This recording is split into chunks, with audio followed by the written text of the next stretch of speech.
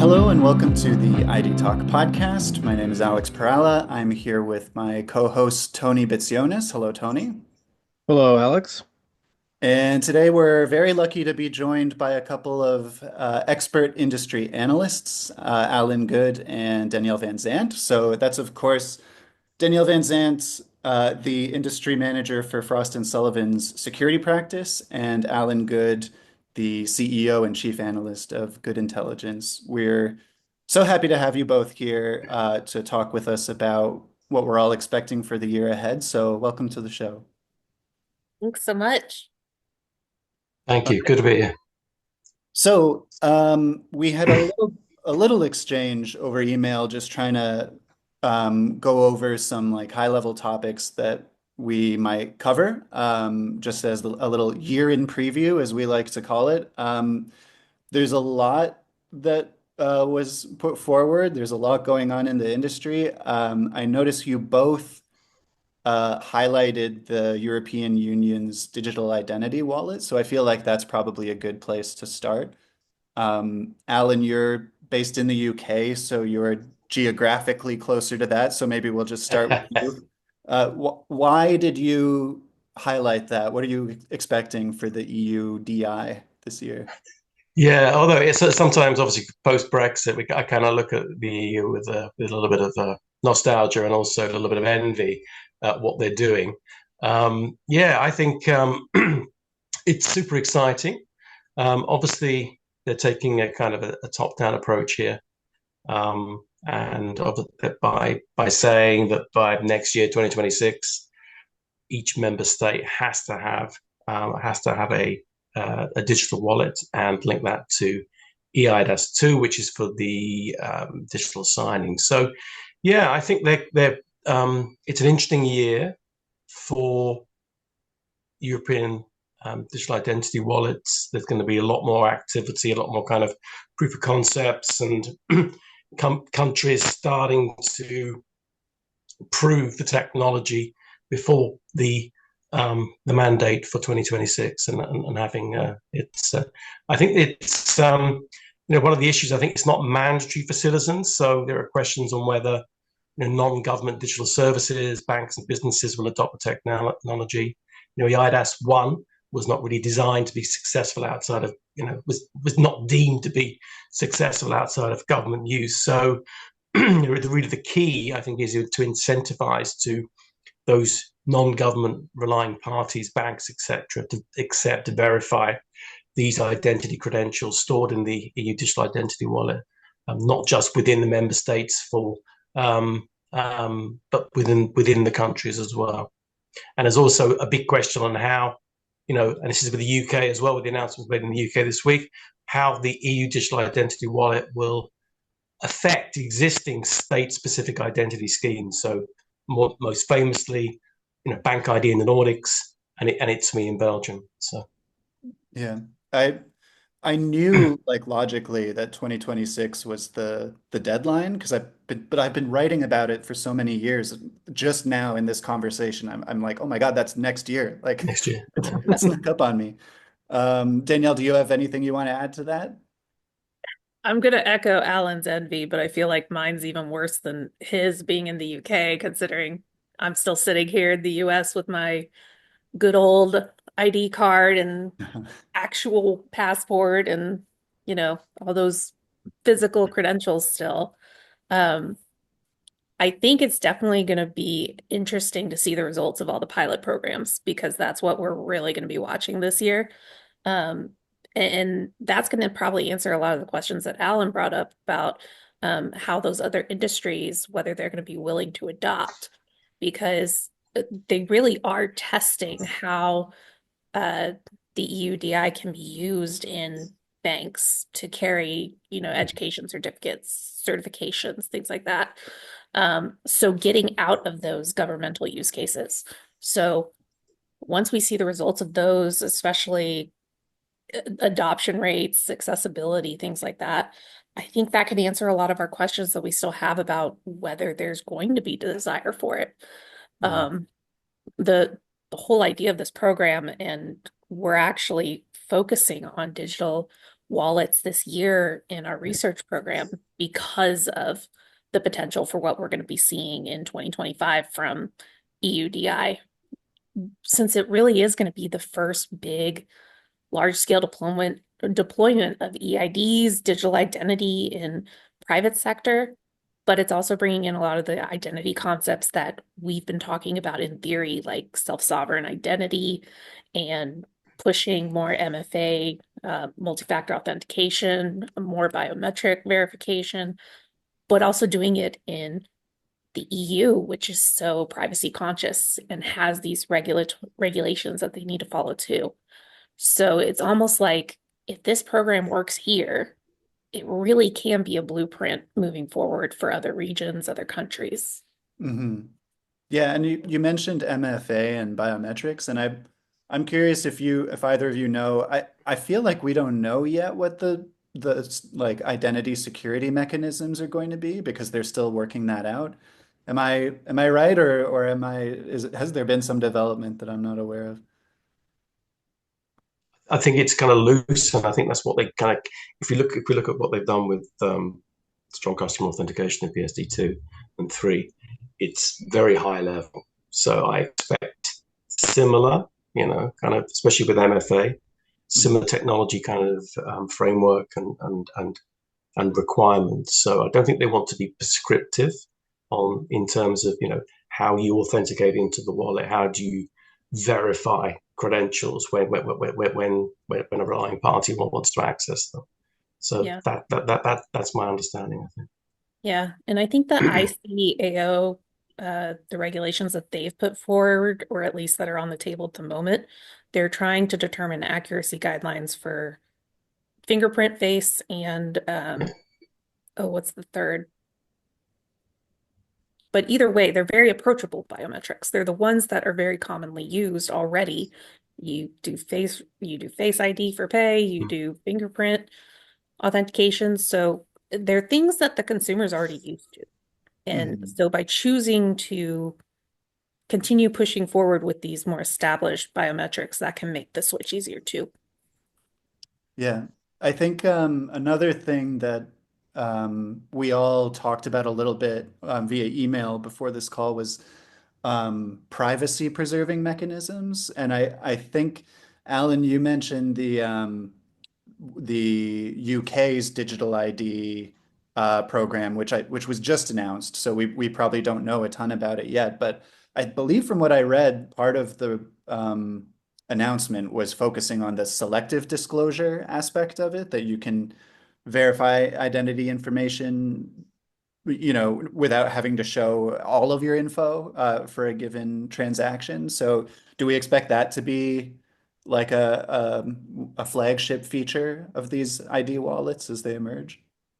I think so. I think it's probably keep it simple, because I think we've fallen behind. We've been talking about digital identity, and I think similar to North America, the idea of a government identity, which is not passport, which is not mobile, which is not driving license, is a bit of an issue for us.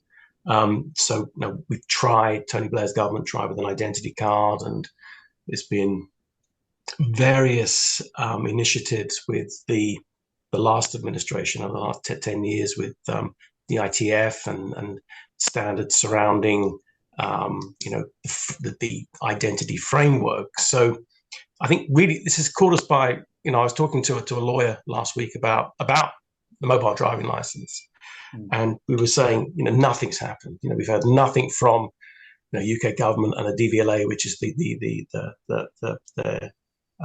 motoring kind of controller in the UK for years, and all of a sudden they come out with an announcement on a Sunday about they're going to be pushing out mobile driving licenses this year. That there's going to be a wallet called gov.uk, and lots of questions still. How does that? Because there's about 40 certified IDSPs for DIDF, and what's going to happen to them? So, I think the most famous is EUDI.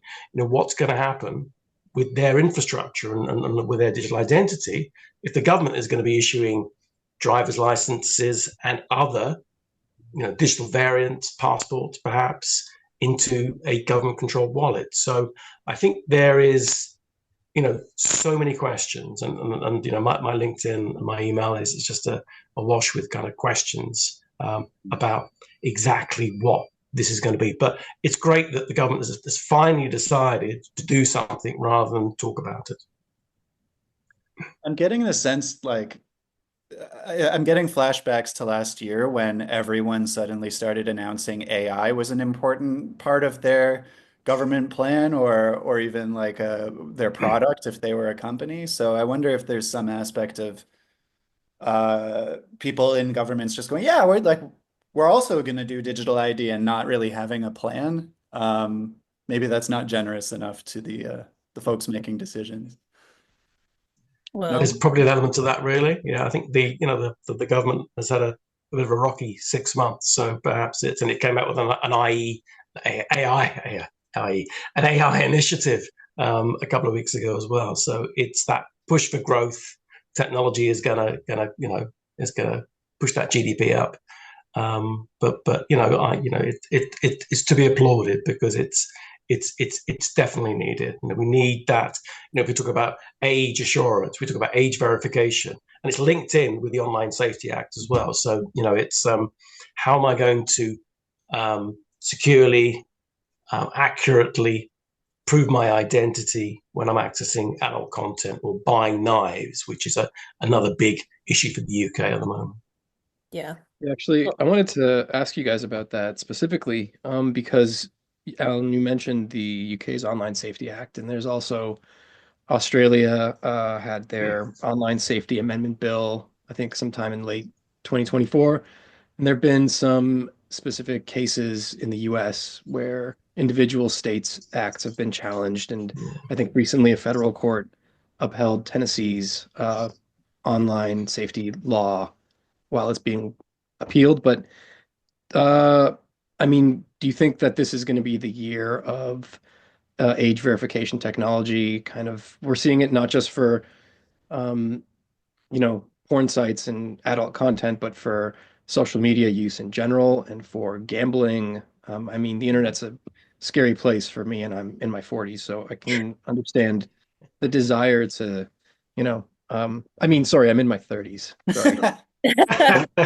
Nobody look up any of my information. But yeah, well, I guess. we're kind of in this weird state where the technology's been around for a little while and it has been working.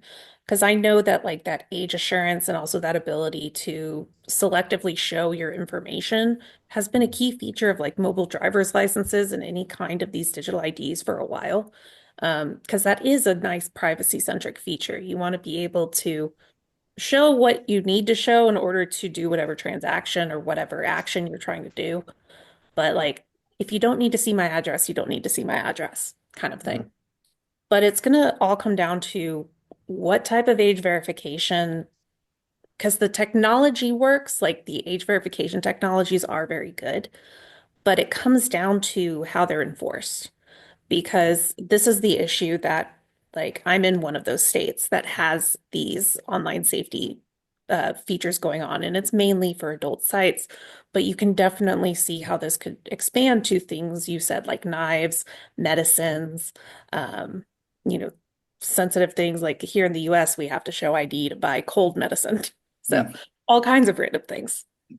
Um, so if it's something just to the effect of a drop-down menu that like, if you can do math, you can make yourself above whatever age you need to in order to use it, that's not very effective.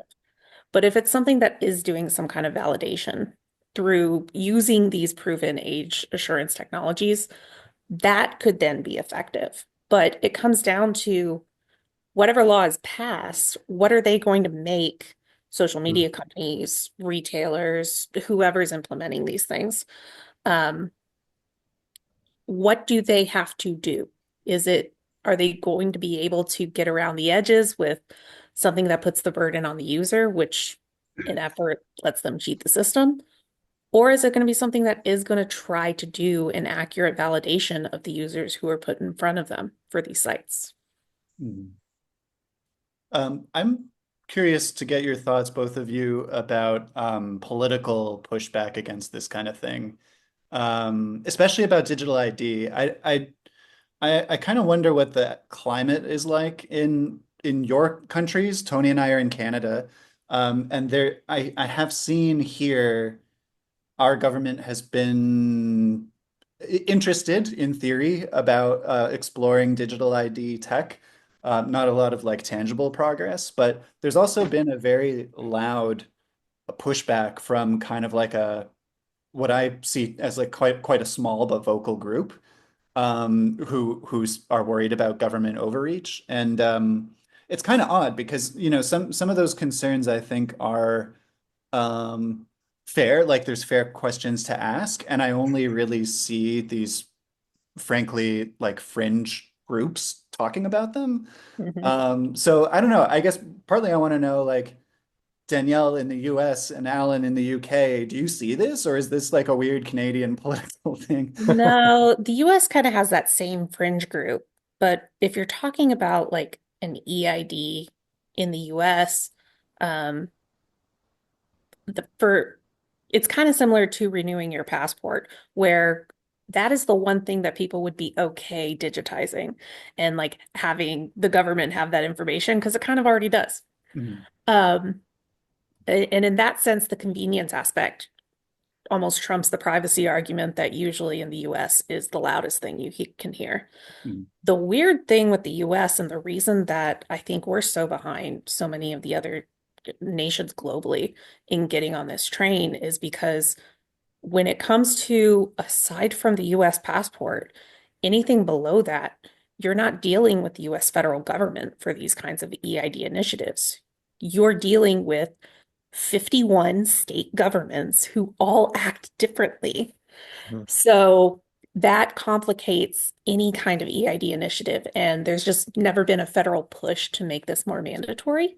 Mhm. Um, but there's been interest, like, we have the success of, big programs like Global Traveler and, TSA PreCheck. So there are these digital identity programs that have seen a lot of interest and push forward.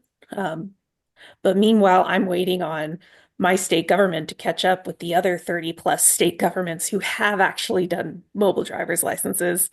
Meanwhile, I'm still stuck with the ID card in my wallet. Mhm. So it's kind of a flip of the coin, and it's also just has to do with the US being its own weird little self.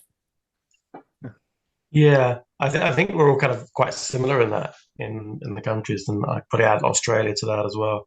And they seem to have hooked on to mobile driving licenses as the acceptable, easier because of the standardization as well, way to get an identity into a wallet, into a digital wallet for our citizens. And I think perhaps that's why UK government's come out with this kind of announcement on MDL, which can be used for age, can be used for date of birth, etc. So and for other kind of attestations of our identity. So yeah, I think there has been, and we do get that. We get surveillance tech, dystopian. We've the police force has had difficulty with live facial recognition solutions in the UK.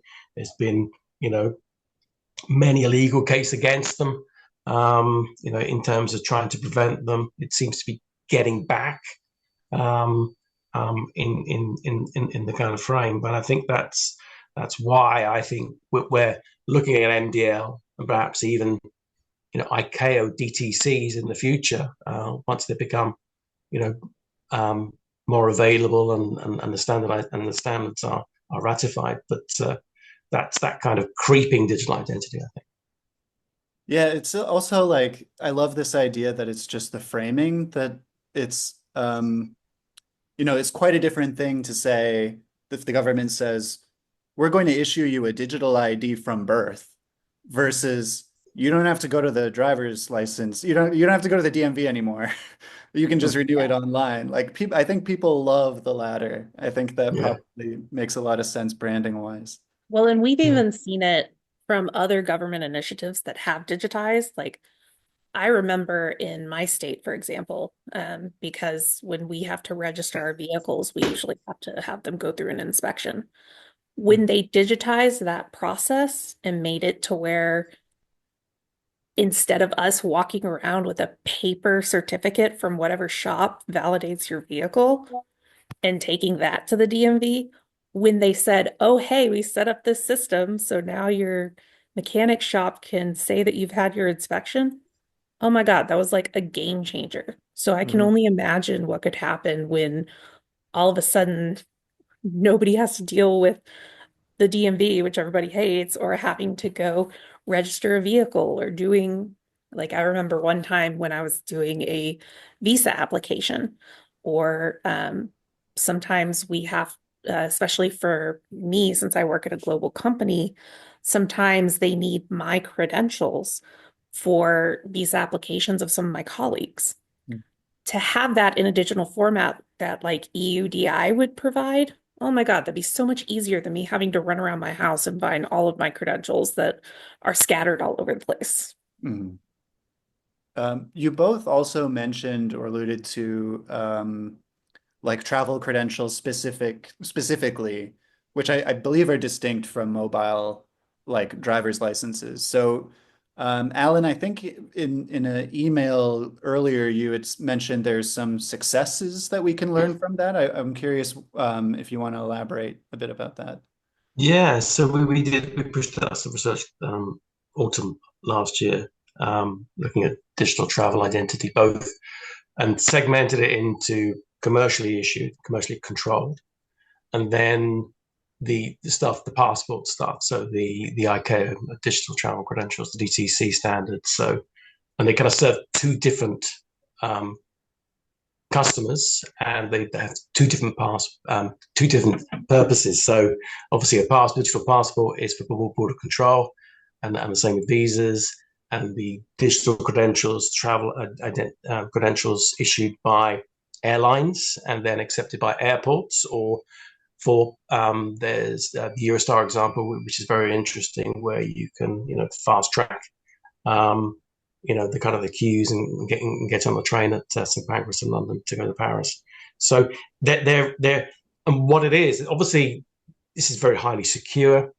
It's government grade security requirements, and and it's working. I can the whole kind of end to end process. So I can book my tickets online. Perhaps it's American Airlines or BA or something, and then I can download the travel information, the boarding pass. I can then upload passport information.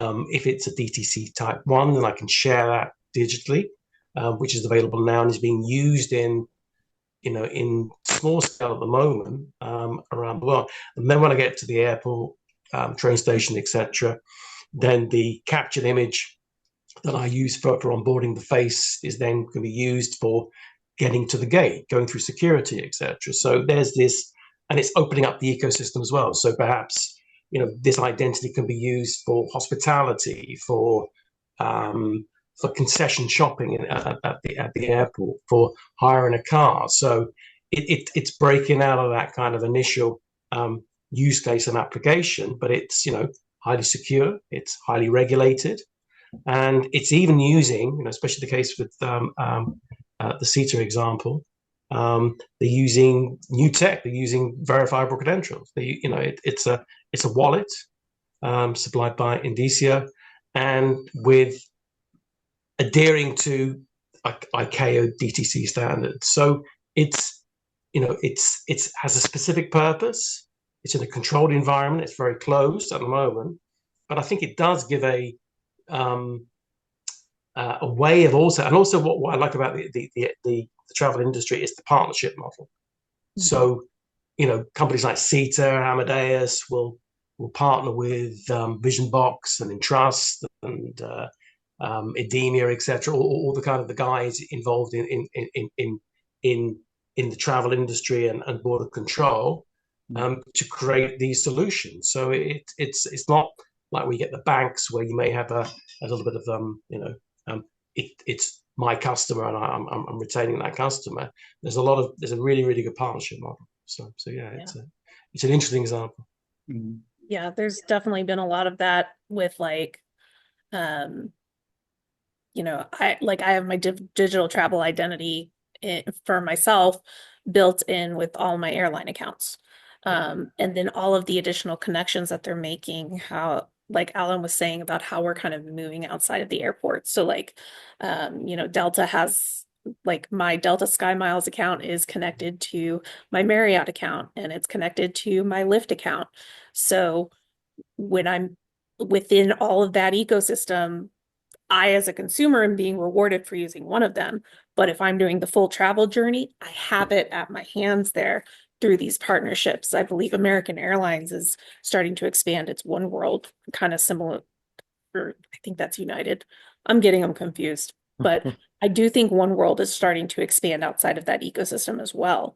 Um, and they are exploring those additional how to help you out once you leave the airport, getting you that ride, but also maybe helping you plan your vacation or Mhm. helping you with experiences or partner agreements with um, other things to do in your destination.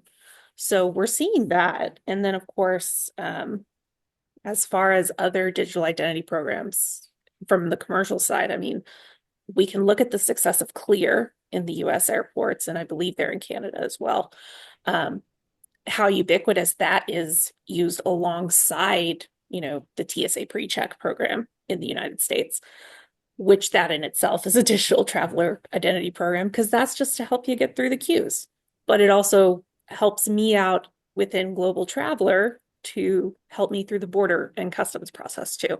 Mhm. So we're seeing how those partnerships in that ecosystem is really seeing the success of it, and it's capturing attention of users. Like, if you don't want to be in the long security line, let's go to the clear line. Let's go to the TSA PreCheck line.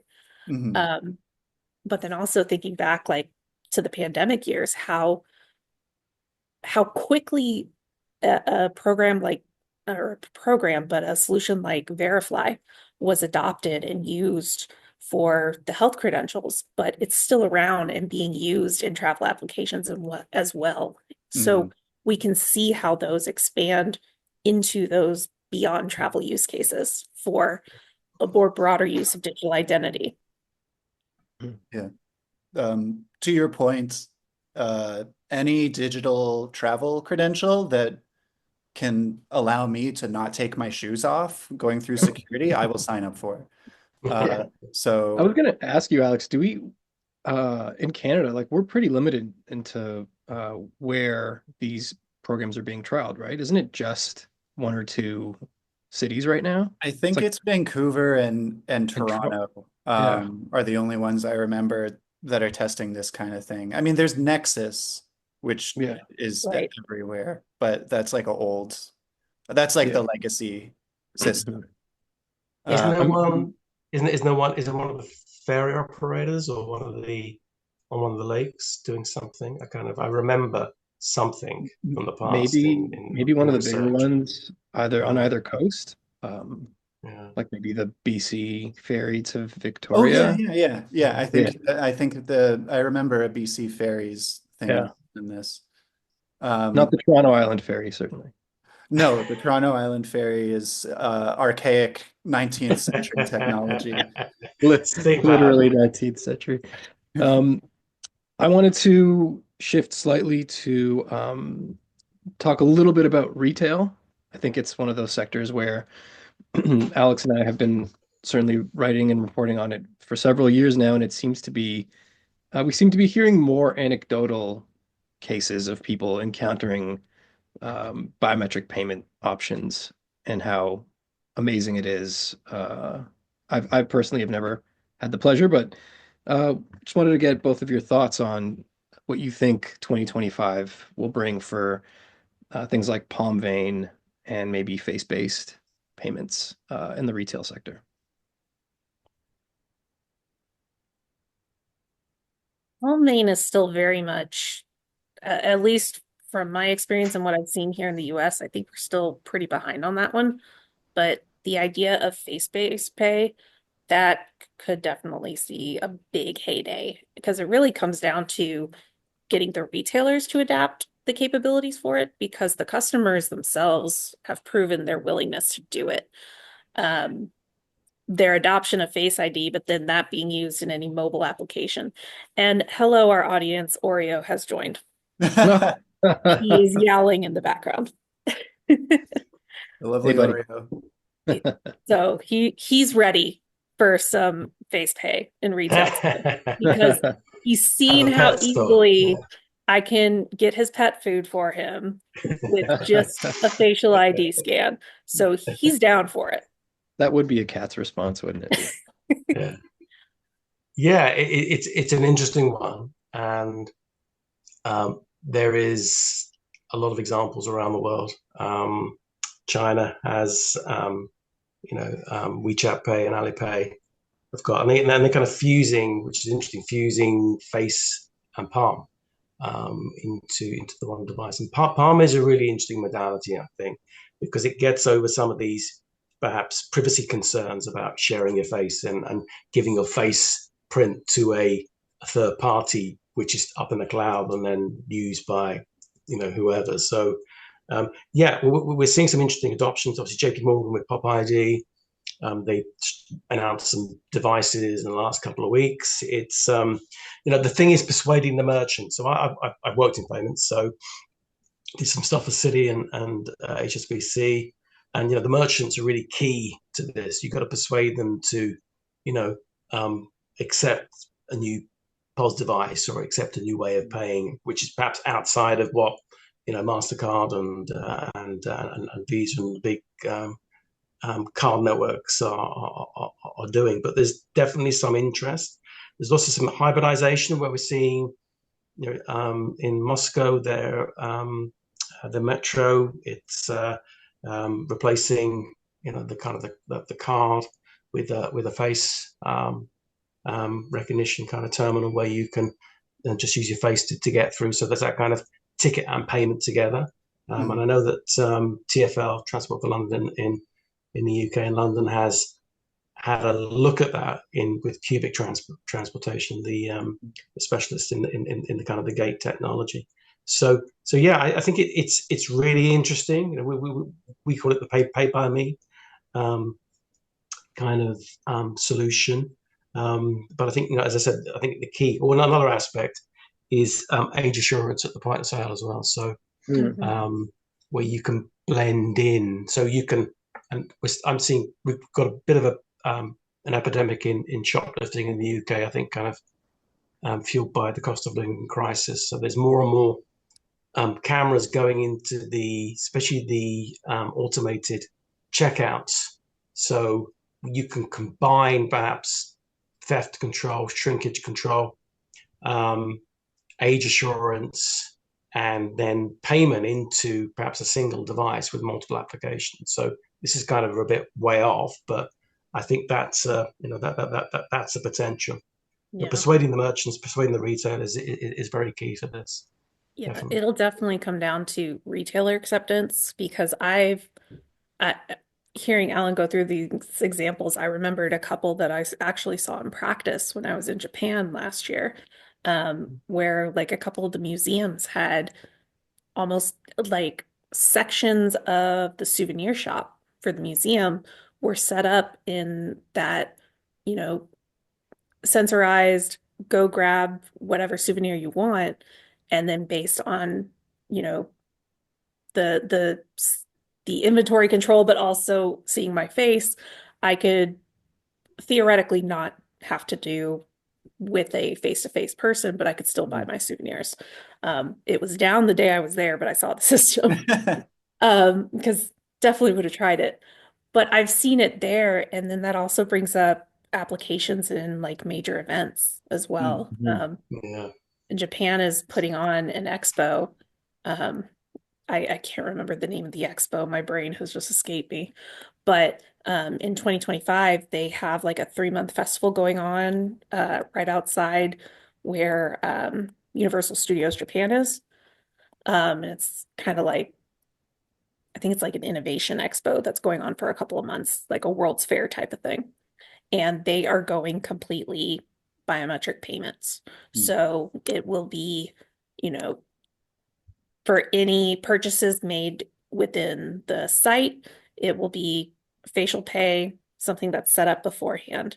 And I could see this kind of concept coming up in places like, conventions or, concerts, putting that kind of setup in places where people don't necessarily want to be carrying their wallets. So there's a lot of applications for it beyond just retail, but that goes back to that payment structure. Mhm. Yeah, I mean, people seem to like it. I like this emphasis you both put on retailers adopting it because, yeah, Mhm. there seems to be a lot of consumer interest. Even for me, I I'm not typically an early adopter of various new technologies, but I do find myself using my face to authorize payments on my phone Mhm. pretty regularly, and I like it. It feels very secure. So that's a good point. I have to ask. I don't think this actually really came up when we were coming up with ideas beforehand, but we have to talk about AI and how it's going to impact the industry. I mean, everybody's talking about deep fakes. Curious about both of your thoughts about that. Um, and then maybe just more broadly. But yeah, let's start with the deepfake threat. Is it overhyped? Are you worried? How worried are you? Let's start with Danielle. So we're actually looking at this as one of the bigger threats, and this was actually a something we looked into in our research last year, was how biometric solutions can really help with that identity verification to combat deepfakes. Mhm. And we're seeing a lot of the authentication vendors and the biometric verification vendors are adopting, are figuring out how their solution that they already have, because actually what they have can help, um, how that can be utilized to stop these attacks because they are so nuanced. They're growing at like triple digit percentage increases every year. So it's definitely something to keep an eye on, and it's affecting not just one industry, but it's a lot of customer industries who are concerned. We hear a lot about banks who are most worried about it, but it's come up in retail, um, in any type of commercial private sector business, because you get one deep fake CEO video that Mhm. could do huge damage. Mhm. Um, but a lot of it comes down to a good liveness detection feature, a good way to do those live verifications of users. And those kinds of authenticity checks or biometric verification, liveness detection. So features that are we know are pretty standard in a lot of biometric solutions, using them to combat these types of threats can be very effective. Um, because of how accurate and how fast a lot of these solutions have gotten. So thankfully, it's not going to require like this huge development time for us to catch up.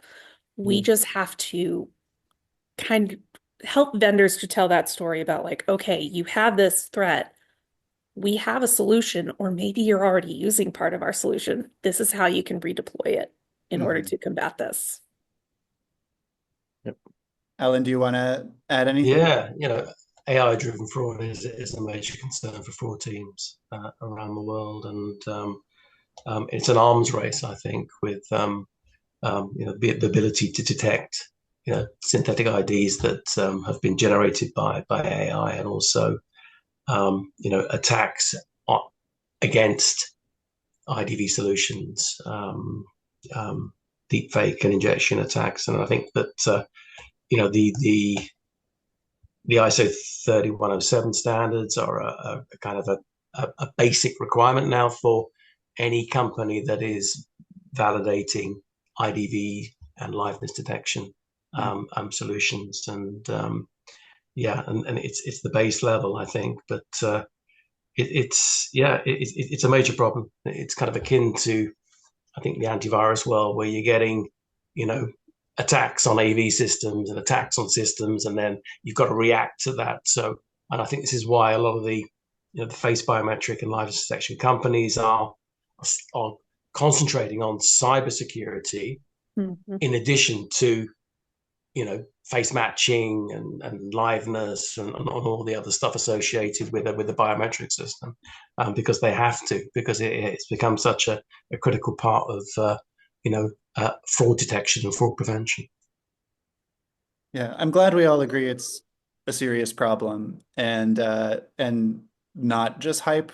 It's a space I follow pretty closely, and lately I'm particularly concerned about scale because there's a lot of chatter among AI insider type people about the coming agentic AI system where Yeah. you'll be able to just tell ChatGPT, go and do this for me, and then come back tomorrow and let me know how it goes. And if you have 100 of those and you're like, go and defraud as many people as you can, like that's a scary world to live in. And then on top of that, we're recording this late January, just within the past week a new AI model came out of a China-based lab that is Yeah. completely open source and from what I can see about as good as the top model that you can get through OpenAI right now, unless you're willing to pay $200 a month. So it just points to like, it's going to democratize these tools at maybe a pace that a lot of us are not prepared for. So yeah, I'm worried. Well, and even within the last 24 hours, actually, because I saw a news story this morning about the $500 million supercharge AI initiative that just got announced by the new Trump administration. Mhm. So, that kind of investment in the AI industry and obviously to making all of these models better, unfortunately, is going to make them better at being bad if the right people use the right prompts. Mhm. Um, so then from there, you have to come down to the idea of like, ethical AI usage, which is another conversation that's coming up a lot. And, you know, can we verify how the AI conclusions were generated? Can we understand what made it do certain tasks? Can we peel back that black box and have the transparency behind the decision making that any AI models make in order to build public trust around the decisions or the conclusions that it's generating? Because without that, that's going to definitely make us feel like we're the humans versus the machines. Yeah. Yeah. It's an again. I use the word arms race again, but it is an arms race. It really I'm is. afraid a lot. I'm afraid a lot of the regulation will be thrown out the window because it's a case of regions, countries competing against each other because they see this as the next weapon in effect. So Mhm. it's going to be. So I think what we may get though is stalemate because we'll get AI driven fraud being detected by AI security tech. So and it's going to be so perhaps that's a kind of a positive thing to look at is that obviously we can use AI to detect, prevent, um, and stop AI driven fraud attacks. So. Yeah, that's a good point. And Right. going back to specifically Project Stargate, which Danielle was just referring to, the new gigantic multi-hundred billion dollar supercomputer Oh, project. was it billions? I may have misread that wrong this It's morning. it's a lot, It but was a lot. I almost wonder, and we're getting really speculative here, but it does remind me of the Manhattan Project, the amount of resources being thrown into it. And with the Manhattan Project, Yeah. the government ended up classifying whole swaths of physics. Like Mm.